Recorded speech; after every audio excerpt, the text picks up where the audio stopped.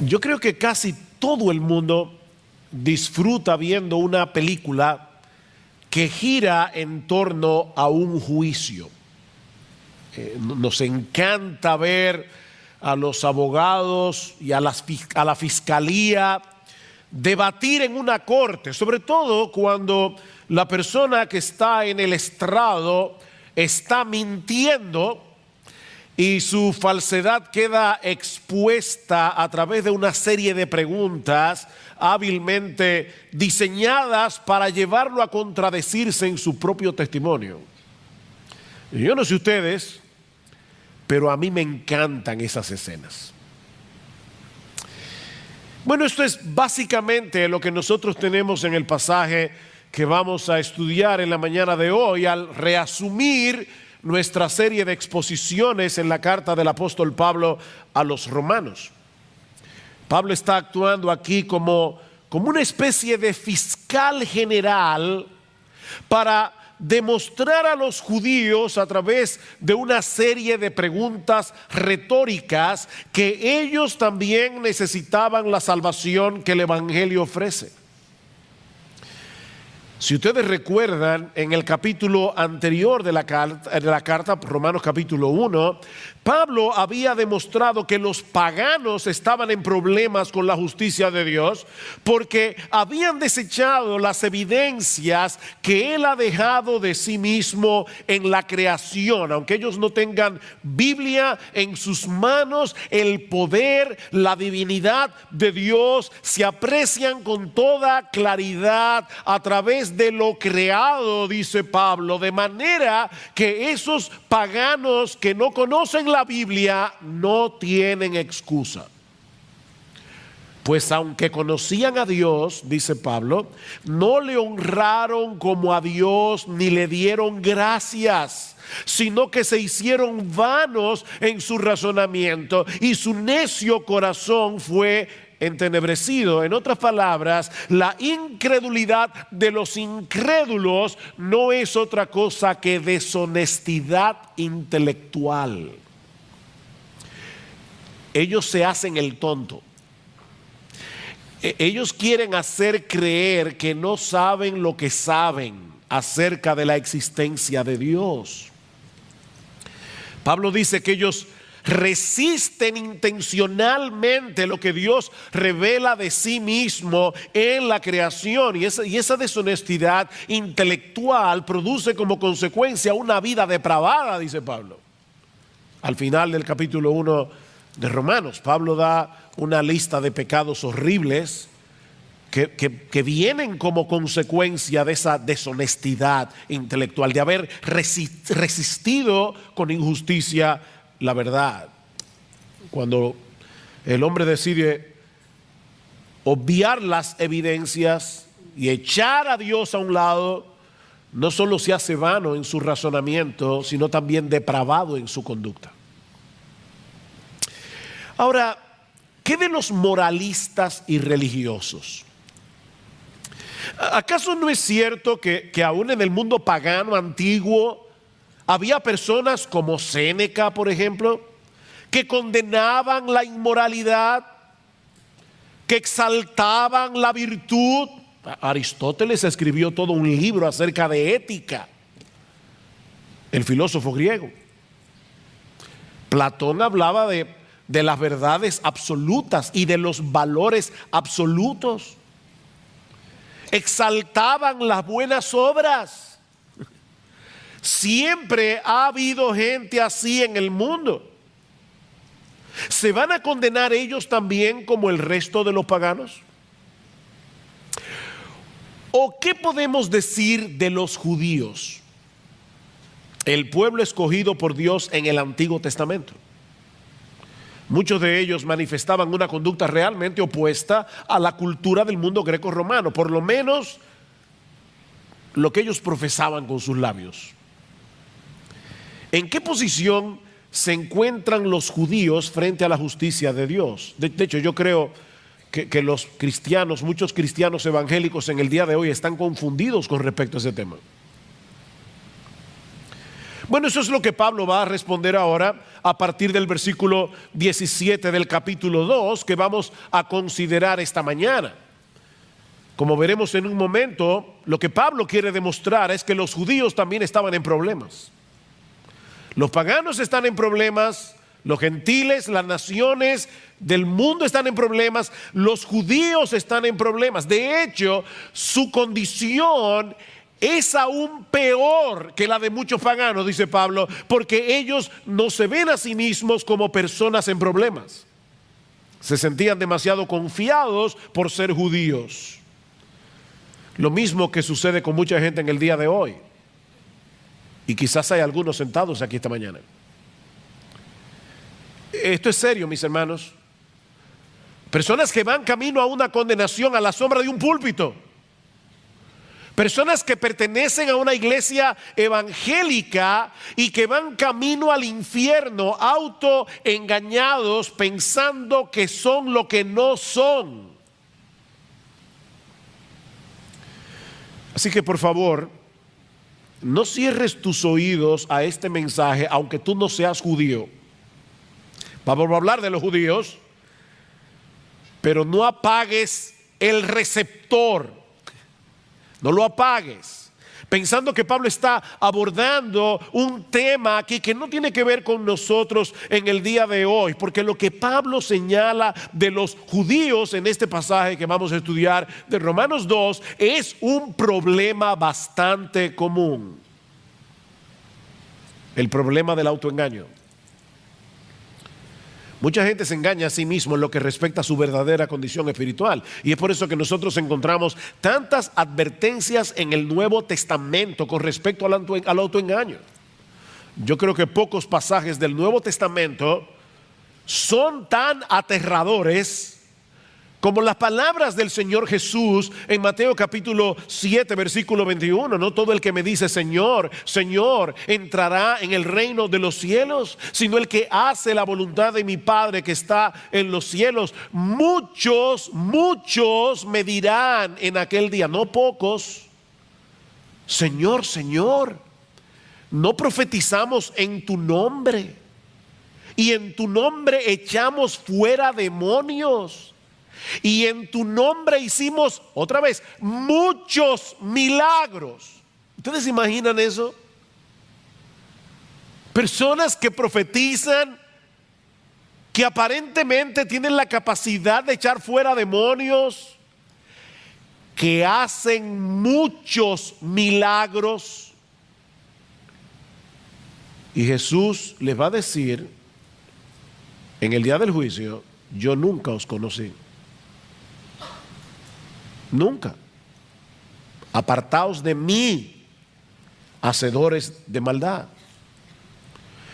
Bueno, la pregunta que yo quiero responder en esta mañana es, ¿cómo podemos estar seguros tú y yo de que no vamos a estar en ese grupo? Sí, yo estoy predicando a los amigos que están de visita en el día de hoy, pero yo estoy predicándole a los miembros de Iglesia Bíblica del Señor Jesucristo. ¿Cómo podemos estar seguros tú y yo de que no vamos a estar en ese grupo? En ese grupo de personas que mueren con la convicción de que van a recibir un veredicto favorable en el tribunal de Dios para encontrarse con la triste realidad de que estaban engañados. Bueno, Pablo hace dos cosas en este pasaje para ayudarnos a responder esta pregunta tan importante. Primero, exponer la naturaleza del autoengaño y luego demoler el autoengaño. Exponer y demoler. Veamos en primer lugar cómo Pablo expone la naturaleza del autoengaño. Versículo 17. Pero si tú que llevas el nombre de judío y te apoyas en la ley, que te glorías en Dios y que conoces su voluntad, que apruebas las cosas que son esenciales, siendo instruido por la ley, y te confías en que eres guía de los ciegos, luz de los que están en tinieblas, instructor de los necios, maestros de los faltos de madurez, que tienes en la ley la expresión misma del conocimiento y de la verdad. Wow. qué descripción del judío. Y no olviden que Pablo era judío. Hoy día hay un sentimiento antisemita en el mundo. No, este pasaje no es antisemita, porque Pablo era semita. Pablo era judío. Y él está enumerando aquí varios de los privilegios que poseían los judíos por el hecho de ser judíos. Y saben que cada uno de ellos era real. Hay personas que creen disfrutar de privilegios que en realidad no les pertenecen, como los políticos, por ejemplo, que creen que ellos, por el hecho de estar en el gobierno, están por encima de la ley. Ellos creen que tienen ese privilegio y por eso hacen lo que hacen. Pero ese no es el caso aquí. Los judíos realmente disfrutaban de todos esos privilegios que ellos decían tener. A través de los siglos, los judíos han tenido que vivir con un estigma difícil, muy difícil. Han sido rechazados a través de toda la historia. Pero en los días de Pablo, la situación era muy diferente. Era un orgullo ser judío, para el judío. De ahí el primer privilegio que Pablo señala en este pasaje, al referirse a este hombre imaginario con el que él está hablando, dice: pero tú que llevas el nombre de judío, y lo lleva como un honor, tú que llevas el nombre de judío.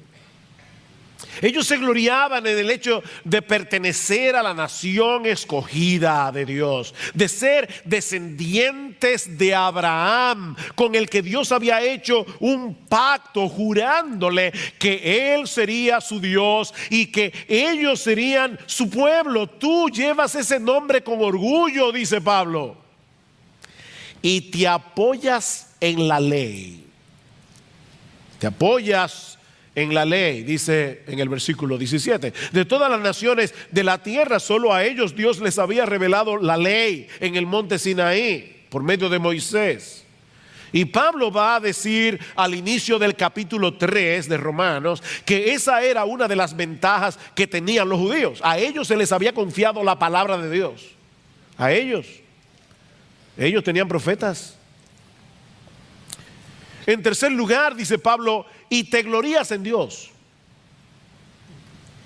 Y eso no es malo en sí mismo. Todo lo contrario, el profeta Jeremías dice en uno de los pasajes más conocidos de su libro, Jeremías capítulo 9, versículo 23, que el sabio no debe gloriarse en su sabiduría, ni el valiente debe gloriarse en su valentía, ni el rico debe gloriarse en sus riquezas, mas el que se gloría, y yo creo que Pablo estaba pensando en ese texto cuando escribió Romanos, el que se gloría, gloríese de esto, de que me entiende y me conoce, pues yo soy el Señor, que hago misericordia, derecho y justicia en la tierra, porque en estas cosas me complazco, declara el Señor. Gloríese en el Señor. De hecho, Pablo va a decir esto más adelante en Romanos capítulo 5, versículo 11. Pablo va a decir que los cristianos nos gloriamos en Dios. Así que no hay nada de malo en este gloriarse de los judíos. De hecho, no hay nada más sensato en la vida que gloriarse en Dios, en vez de gloriarse en uno mismo. En cuarto lugar, Pablo dice en el versículo 18, y conoces su voluntad. Conoces su voluntad. Y me llama la atención que el texto dice literalmente, conoces la voluntad, refiriéndose obviamente a la voluntad de Dios. El mundo está sumido en un mar de relativismo, pero tú conoces la voluntad del que creó el mundo. Eso es un gran privilegio que tú y yo tenemos también. Nosotros conocemos la voluntad, no una voluntad, la voluntad. Nosotros conocemos la verdad de Dios revelada en su palabra. En quinto lugar, Pablo dice, y apruebas las cosas que son esenciales siendo instruidos por la ley, o como se puede traducir también, apruebas las mejores cosas. Precisamente por tener el privilegio de ser instruido por la ley de Dios, el judío podía escoger aquellas cosas que en verdad tenían valor. Él podía ver las cosas tal cual eran en verdad. Y por todas esas razones, y en sexto lugar, Pablo dice que el judío se veía a sí mismo como alguien competente para enseñar la verdad a otros. En medio de este mundo entenebrecido, ellos eran el faro de Dios para la humanidad. Versículo 19, y te confías en que eres guía de los ciegos, luz de los que están en tinieblas, hablando de los gentiles, instructor de los necios, maestros de los faltos de madurez, tal vez para hablar de los prosélitos que se hacían judíos siendo gentiles, que tienes en la ley la expresión misma del conocimiento y de la verdad. Los judíos tenían una gran ventaja sobre las naciones gentiles que no habían recibido la luz de la revelación divina. Ellos tenían muchos privilegios. ¿Cuál era entonces su problema? Que por el mero hecho de tener esos privilegios, ellos pensaban que estaban exentos del juicio y de la ira de Dios. No. Nosotros somos el pueblo escogido. Ellos veían sus privilegios como una especie de refugio que los iba a librar del desastre cuando tuvieran que enfrentarse delante del tribunal de Dios. Recuerden, mis hermanos, porque hace ya unos domingos que detuvimos la serie de Romanos, que esta porción de la carta, en esta porción Romanos 1:18 a Romanos capítulo 3 versículo 20, Pablo está tratando de demostrar que la necesidad del evangelio es universal. Todo el mundo necesita el evangelio, no importa de qué raza, de qué nación. Es como si Pablo hubiese dejado en suspenso lo que él dice en Romanos capítulo 1 versículos 16 y 17. El evangelio, no me avergüenzo del evangelio porque es poder de Dios para salvación al judío primeramente y también al griego, porque en el evangelio la justicia de Dios se revela por fe y para fe, como está escrito, el justo por la fe vivirá. Pablo ha declarado eso en Romanos 1, 16 y 17.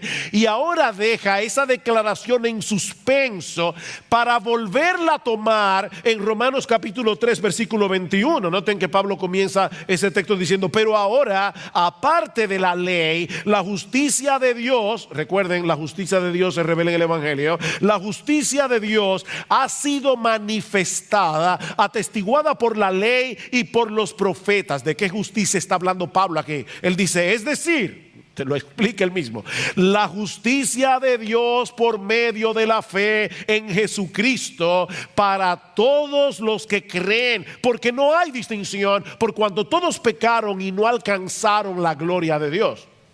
Romanos 1, 16 y 17, el evangelio revela la justicia de Dios. Romanos 3, 21, Pablo retoma el tema. Así que Romanos 1, 18 a Romanos capítulo 3 versículo 20 es como el jamón del sándwich, donde Pablo quiere mostrar por qué todos necesitamos ese evangelio, judíos y gentiles. Judíos y gentiles. Todos tenemos problemas con la justicia de Dios, incluyendo a los judíos a pesar de sus privilegios. Mi amigo, déjame decirte algo, y cuando digo mi amigo, yo sé que muchas veces cuando yo uso la palabra mi amigo, los hermanos dicen, no, eso no es para mí, es para los invitados. No, mi amigo es a ti también, hermano, miembro de Iglesia Bíblica del Señor Jesucristo. Déjame decirte algo, no descanses en privilegios si los tienes, privilegios espirituales, porque ninguno de ellos te librará en el día del juicio. Nadie será salvo por haber crecido en un hogar cristiano. Nadie será salvo por haber asistido durante años a una iglesia en la que se predica fielmente la palabra de Dios. Nadie será salvo por el hecho de tener buena doctrina, porque nadie se salva por su teología. Nadie va a llegar al cielo por causa de su confesión de fe. Señor, tú sabes que yo tenía la confesión de fe de Londres de 1689, yo creí en la sana doctrina. Olvídate de eso. Yo me bauticé en Iglesia Bíblica del Señor Jesucristo. Olvídate de eso. Olvídate de eso. Olvida tus privilegios Y mucho menos confíes en tu, digo, si es que tú crees que es un privilegio ser miembro de esta iglesia. Y mucho menos confíes en tu conducta moral.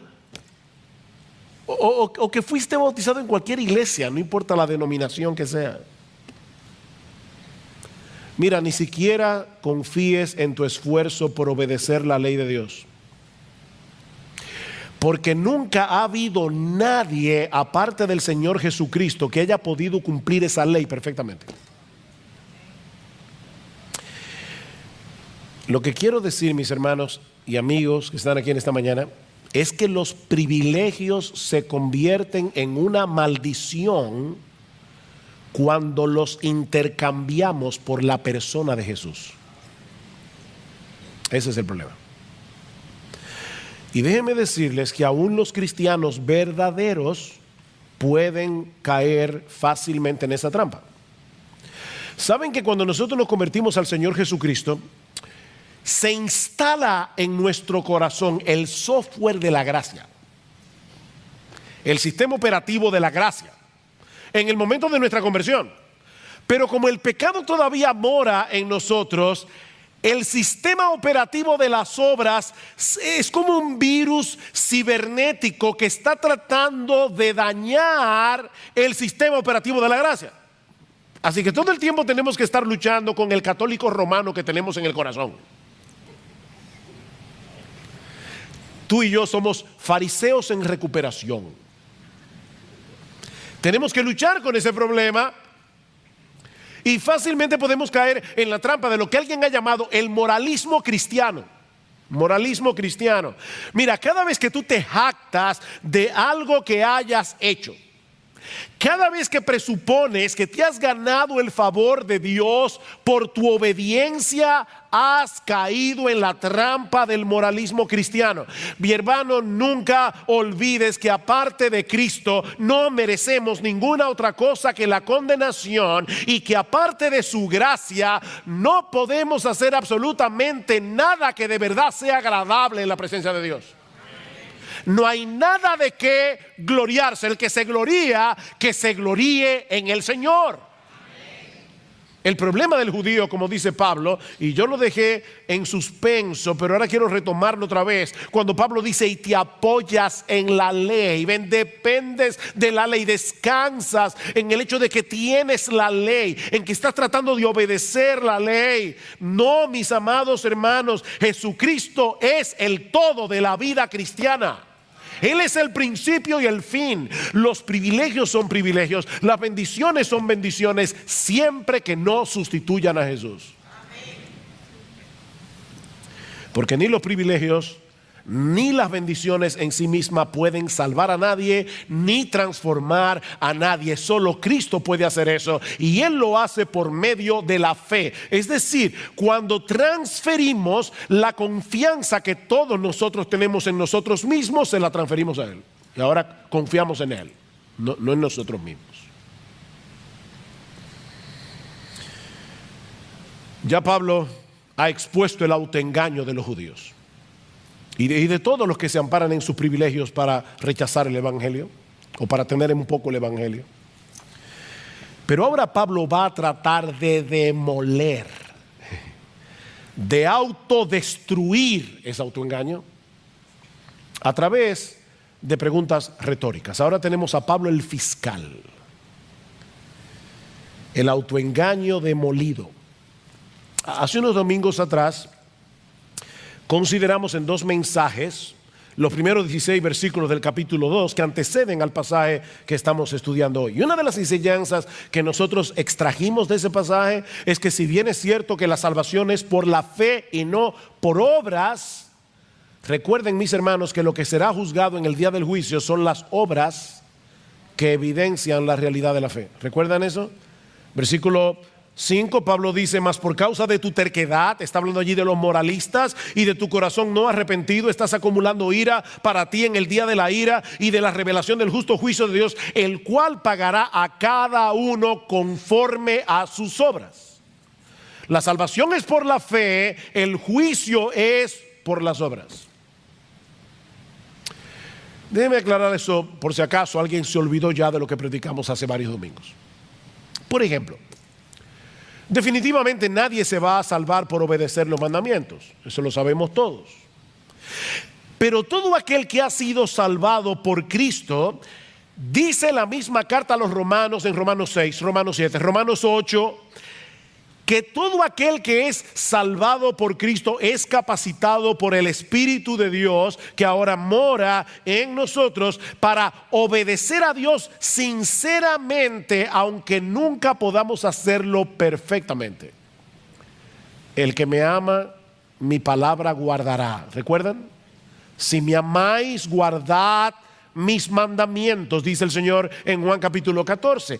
Esa obediencia movida por la gratitud, no por un deseo servil y temor de servil de que si yo no hago esto me va a partir un rayo. No. La obediencia movida por la gratitud, la obediencia movida por el deseo de que Dios sea glorificado en mi vida, es una evidencia de que somos salvos. Pero estos judíos de los que Pablo está hablando aquí y de todos los que son como ellos, se gloriaban en el hecho de tener la ley y de enseñársela a otros, pero al mismo tiempo ellos desobedecían esa ley de diversas maneras. Vean el versículo 21. Aquí comienza el fiscal, la fiscalía.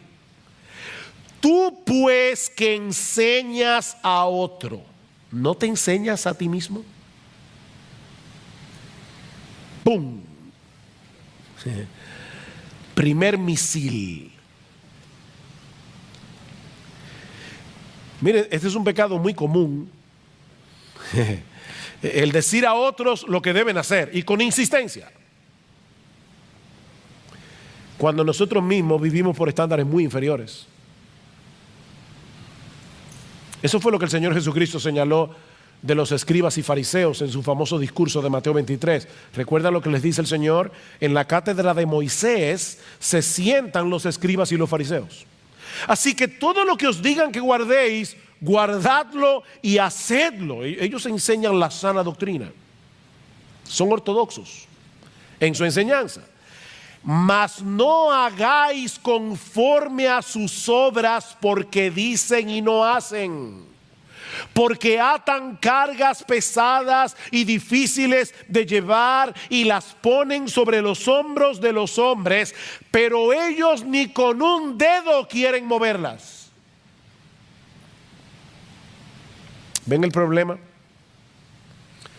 En otras palabras, ellos enseñan la doctrina correcta, pero son unos hipócritas, porque no ponen en práctica las mismas cosas que ellos le dicen a otros que deben hacer. Hoy es el Día de los Padres. Lo siento, padres, pero déjenme decirles algo. Yo creo que los padres somos muy vulnerables a caer en ese pecado cuando instruimos a nuestros hijos. De verdad, piensa en todo lo que tú le demandas a tus hijos. Que obedezcan a la primera voz. ¿No es así? No, que me obedezcas, que me hagas caso. Sobre todo, que me honres porque soy tu papá. Y muy bien, los hijos deben aprender a obedecer, los hijos deben aprender a honrar a sus padres. Ahora yo te pregunto, y es una pregunta que me hago yo mismo también, es un autoexamen para todos. ¿Tenemos nosotros los padres esa misma diligencia para obedecer y honrar a nuestro Padre Celestial? Es muy fácil decirle a los hijos, haz esto, haz aquello. ¿Qué tan serio nosotros tomamos la lectura regular de la Biblia para aplicar en nuestras vidas las cosas que leemos en su palabra? O sea, hay dos preguntas aquí. ¿Qué tan en serio tú tomas la lectura regular de la Biblia? Porque eso es escuchar a tu padre. Tú le dices a tus hijos, tú no le dices a tus hijos, oye, que me oigas. A veces tú le estás hablando a tus hijos y ellos están con un celular. ¿Ha pasado eso? Y tú le dices, no, apaga el celular y escúchame. Yo a veces me imagino a Dios diciendo lo mismo, que apague el celular ese y que me escuche. Y Él habla a través de su palabra. Entonces nosotros le decimos a nuestros hijos, escúchame, y Dios te dice, sí, escúchame. que yo soy tu padre, escúchame. Y no me escuches simplemente para decir que hiciste el devocional. Escúchame para hacer lo que leíste. Escúchame. Dice Martin Lloyd-Jones, hablando de este problema, cuando lees tu Biblia día tras día, ¿te aplicas su verdad a ti mismo?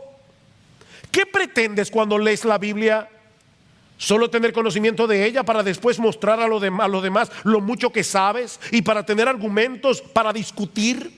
¿O realmente quieres aplicar su verdad a ti mismo? Y ahora dice Martin Lloyd-Jones, mientras leas, háblate a ti mismo y dile a tu alma, esto es para mí.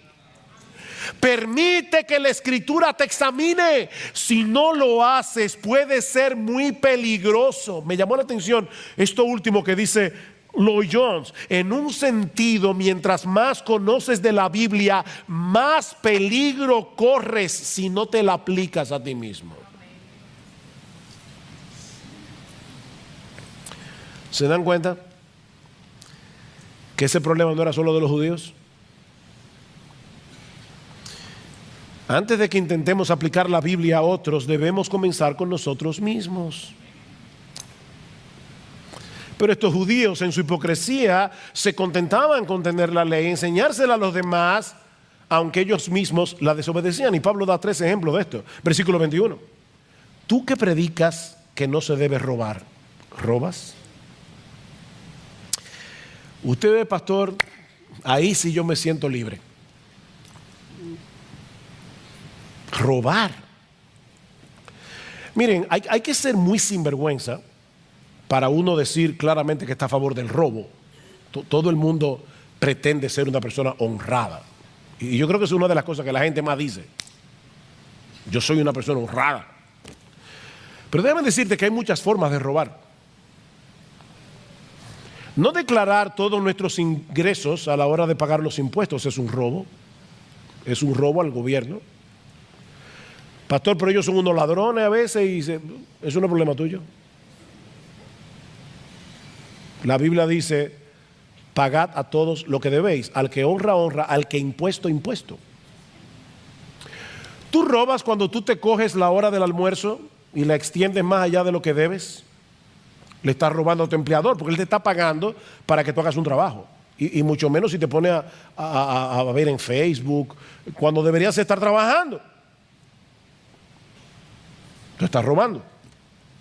Cuando tú sobrevaloras el precio de una propiedad al momento de venderla, eso es robar. Cuando tú no ofrendas lo que tú deberías ofrendar de acuerdo a tus ingresos, tú le estás robando a Dios. Hay muchas formas de robar. Y eso por solo citar algunos ejemplos. ¿De verdad tú eres tan honrado como creías? Versículo 22. ¿Tú qué dices que no se debe adulterar? ¿Adulteras? Uy, ahí sí metió el cuchillo hondo. Todos nosotros sabemos que la Biblia prohíbe las relaciones extramaritales. Y quizás hay muchos aquí que puedan decir, mira, yo siempre he sido fiel a mi esposa, a mi esposo. Pero una de las cosas que el Señor nos hace ver en el Sermón del Monte es que ese mandamiento también es violentado cuando nosotros miramos a una mujer que no es la nuestra con ojo de lascivia y de codicia. Mateo 5:28, cualquiera que mira a una mujer que no es la tuya, para codiciarla ya adulteró con ella en su corazón. Y en aquellos días no tenían que lidiar con la epidemia pornográfica con la que nosotros tenemos que bregar en el día de hoy. Casi cualquier persona tiene al alcance de su mano muchas maneras de cometer adulterio cibernético. Viendo en el internet, en el celular, lo que no debe ver, sin que nadie, excepto Dios, se dé cuenta. Y otra vez yo te pregunto, ¿tú sigues pensando de ti mismo que eres una persona tan intachable moralmente hablando y que no necesitas del evangelio? O sea, tú nunca has codiciado tener lo que otro tiene, ni nunca se te han ido los ojos detrás de una mujer que no es la tuya? Nunca. El tercer ejemplo que usa Pablo en el versículo 22 es un poco complicado, es más difícil de entender. Dice, ¿tú que abominas de los ídolos saqueas templos? Los judíos en el Antiguo Testamento tenían muchos problemas con la idolatría hasta que Dios los envió cautivos a Babilonia. A partir de ese momento, cuando los judíos salieron de Babilonia, salieron hastiados de los ídolos y nunca más tuvieron problemas con la idolatría en un sentido literal. Ellos abominaban a los ídolos, ellos se burlaban de los gentiles que adoraban estatuas, que adoraban pedazos de madera como si fueran dioses. Fíjense que Jesús nunca acusó a los fariseos ni a los judíos de su tiempo de ser idólatras. Pero al mismo tiempo hay documentos de la época que revelan que los judíos no eran tan estrictos a la hora de utilizar los metales preciosos provenientes de templos paganos que habían sido saqueados. Y ellos decían, bueno, un ídolo no es nada en el mundo. Qué bueno que se libraron de adorar esas estatuas, ahora me la están vendiendo a mí. Y ellos tomaban el oro y la plata de esos templos saqueados, a pesar de que Dios en Deuteronomio capítulo 7 versículo 25 había dicho explícitamente que las esculturas de los dioses paganos debían ser quemadas en el fuego. Dice, no codiciarás plata ni oro de ellas para tomarlos para ti, para que no tropieces en ello, pues es abominación a Jehová tu Dios. Y aparentemente es de eso que Pablo está hablando aquí. Digo aparentemente, yo no quiero ser dogmático, pero es la interpretación que más parece tener sentido. El punto es, mis hermanos, que de una forma o de otra, estos judíos de los que Pablo está hablando en este pasaje, se gloriaban de tener en sus manos la ley de Dios, de ser circuncidados, como veremos la semana que viene, de todos los privilegios que tenían por el hecho de ser el pueblo al que Dios había revelado su voluntad, pero no obedecían. Eran oidores olvidadizos. Mis hermanos, ¿de qué sirve tener la cabeza llena de conocimiento? ¿De qué sirve leer un montón de libros? ¿De qué sirve tener la cabeza llena de teología cuando no demostramos con nuestros hechos que realmente amamos a Dios y deseamos obedecer su palabra? Dice Pablo, tú que te jactas de la ley, versículo 23, violando la ley deshonras a Dios. ¿Se dan cuenta? Cuando violamos la ley de Dios, estamos deshonrando al Dios de la ley. Por eso cuando amamos la ley de Dios, estamos amando al Dios de la ley. Oh, cuánto amo yo tu ley.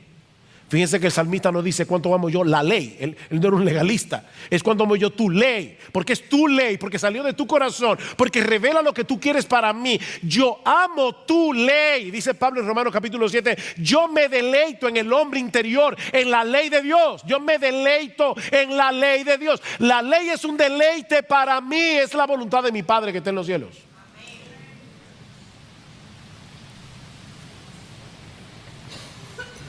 ¿Y saben lo que ocurre cuando los que dicen ser el pueblo de Dios viven así?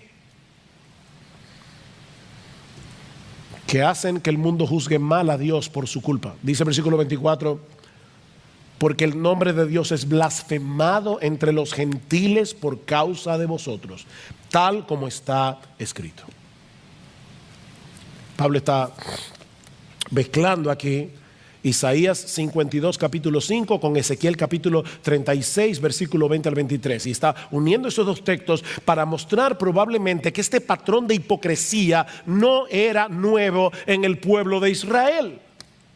Mientras se gloriaban en ser el pueblo escogido por Dios, separados para Dios, vivían de tal manera que las naciones gentiles terminaban pisoteando el nombre de Dios que ellos invocaban por culpa de ellos. Y una vez más, mis amados hermanos, este es un pecado muy serio del que los evangélicos no están exentos.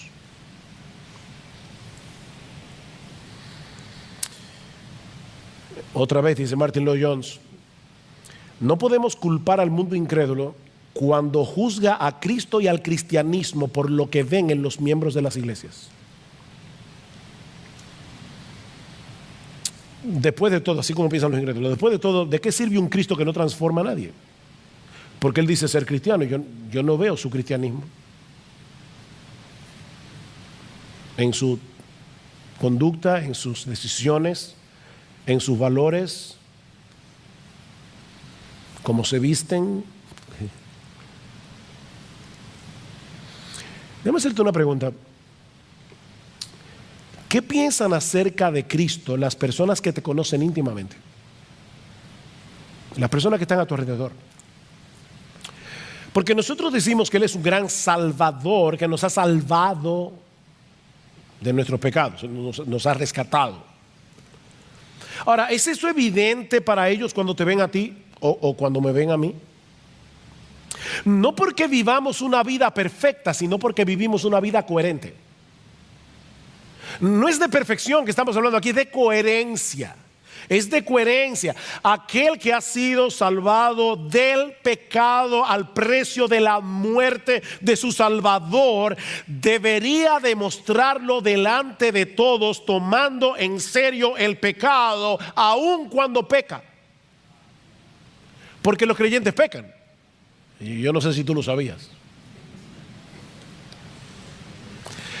Pero el creyente toma el pecado en serio. Hasta cuando peca, el creyente debe ser reconocido porque es un hombre, es una mujer que vive una vida de arrepentimiento todo el tiempo y que sabe pedir perdón cuando se da cuenta de que su conducta pecaminosa ha afectado a alguien. Es una persona que se arrepiente delante de Dios y delante de los hombres. Toma el pecado en serio.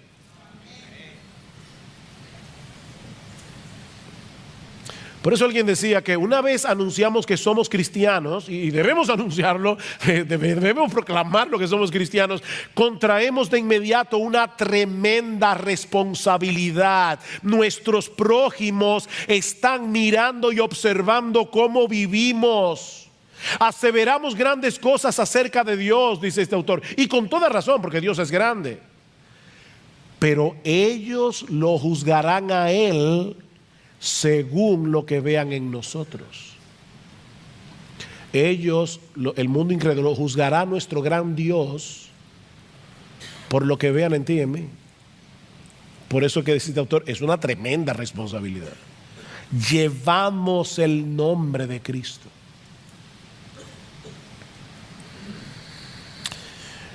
Ahora, yo me preguntaba cuando leí este pasaje esta semana y preparándome para predicar, decía, ¿y a dónde es que quiere llevarnos Pablo con este proceso de argumentación? Bueno, yo creo que una de las cosas a la que Pablo quiere llevarnos es a mostrarnos que los privilegios en sí mismos no nos servirán de nada cuando tengamos que presentarnos en el tribunal de Dios. De hecho, estrictamente hablando, esos privilegios que disfrutaban los judíos y que nosotros disfrutamos aún más, los colocaban en una condición más peligrosa que la de los gentiles, porque su conocimiento de la voluntad de Dios era muy superior. ¿Recuerdan las palabras de Jesús en Lucas capítulo 12, versículo 48? Él dice, a todo aquel a quien se haya dado mucho, mucho se le demandará. Y al que mucho se le haya confiado, más se le pedirá.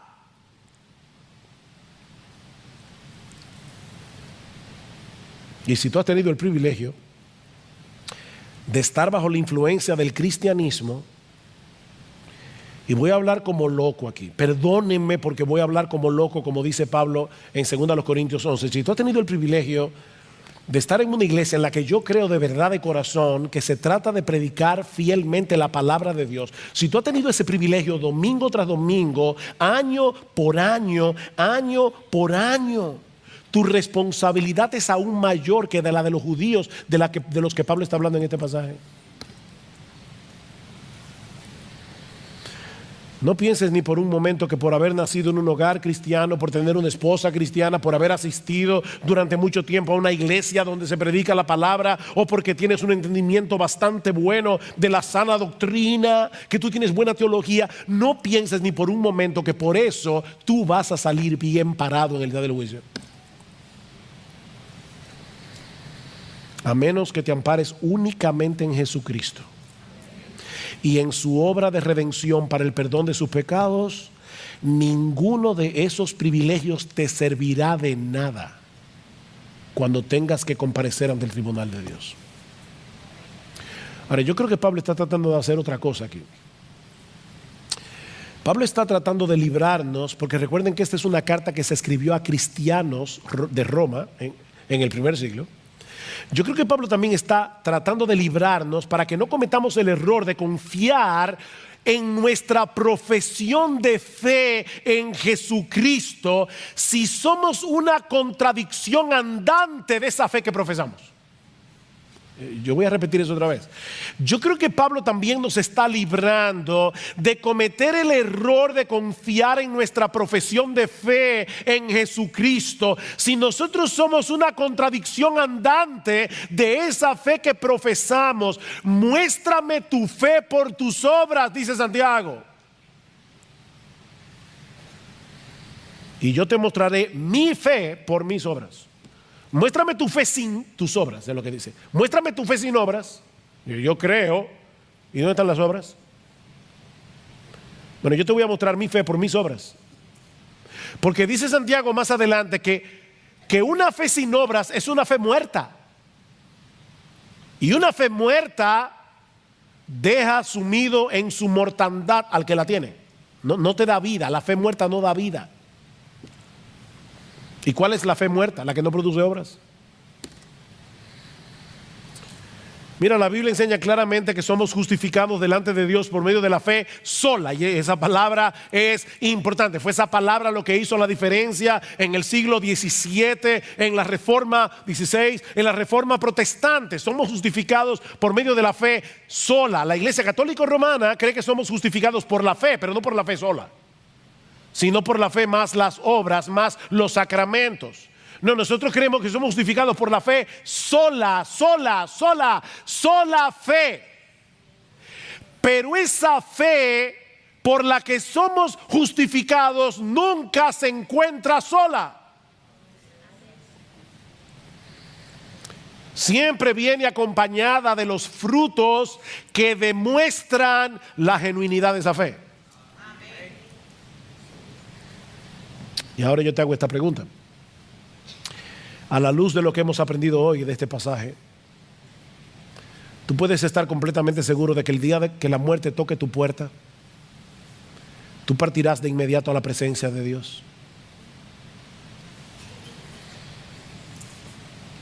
Y si tu respuesta es que sí, ¿en qué basas tu confianza?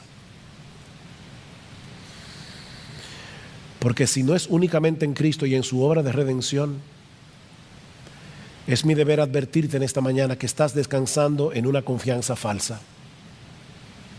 Solo Cristo salva. Solo Cristo salva. Y Él salva únicamente a aquellos que vienen a Él en arrepentimiento y fe. Voy a terminar de predicar ahora. Y cuando lo haga, por favor, no te levantes de tu asiento de inmediato. Antes, nuestra iglesia ha perdido esa costumbre. Cuando se toca el piano, no es para decir salgan corriendo. Es para que tranquilo allí, en tu asiento, no te pares. El mundo no se va a acabar en 2 minutos. Quédate tranquilo. Quédate en tu asiento. Y medita en oración en lo que has escuchado hoy. Pídele al Señor en oración que te ayude a examinar tu corazón. Dice el salmista en el Salmo 139, examíname, oh Dios, y conoce mi corazón. Él conoce nuestro corazón, pero Él está pidiendo, ayúdame a conocer mi corazón, pruébame y conoce mis pensamientos y ve si hay en mí camino de perversidad. Eso es el salmista orando. Y guíame en el camino eterno. Oh, que el Señor bendiga su palabra hoy, dándonos la sensibilidad y la objetividad que necesitamos para escudriñar nuestro corazón. Pero no te quedes ahí, no te quedes ahí. Los puritanos decían: por cada mirada que le des a tu pecado, mira 10 veces a la cruz. Una mirada al pecado, 10 veces mira a Jesús. Oh, mira a Cristo. Mira a Cristo, transfiérele a Él la confianza que tienes en ti mismo o en tu religión o en lo que sea que no sea en Él. Y el Señor te concederá el perdón de todos tus pecados y el don de la vida eterna, únicamente por gracia, únicamente por Cristo, únicamente por medio de la fe. Que el Señor nos ayude.